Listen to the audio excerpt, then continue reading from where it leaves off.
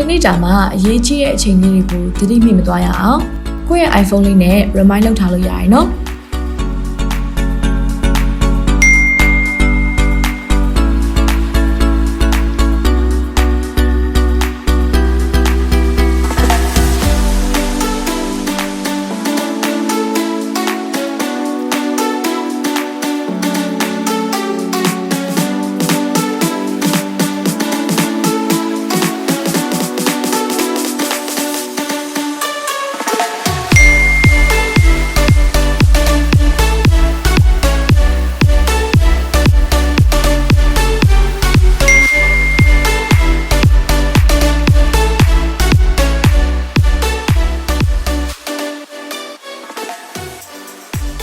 iPhone မှာ remind ပြုလုပ်ထားဖို့အတွက်ဆိုရင်အရင်ဆုံး remind app တွေကိုဝင်ပါ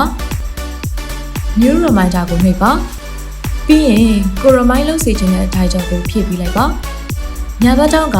iPhone ဆန် icon လေးကိုနှိပ်လိုက်ပါရက်စွဲတဲ့အချိန်ကိုရွေးချယ်နိုင်မှာဖြစ်ပါတယ်ပြီးရင် done ကိုနှိပ်လိုက်ရုံပါပဲတနေ့တာရဲ့အရေးကြီးတဲ့အချိန်လေးတွေလွတ်မသွားရအောင် iPhone ရဲ့ reminder app လေးနဲ့ remind လုပ်ထားနိုင်တော့အရင်အဆင်ပြေတာပေါ့ကြည့်ရှုပေးခဲ့တဲ့အတွက်ကျေးဇူးတင်ပါတယ်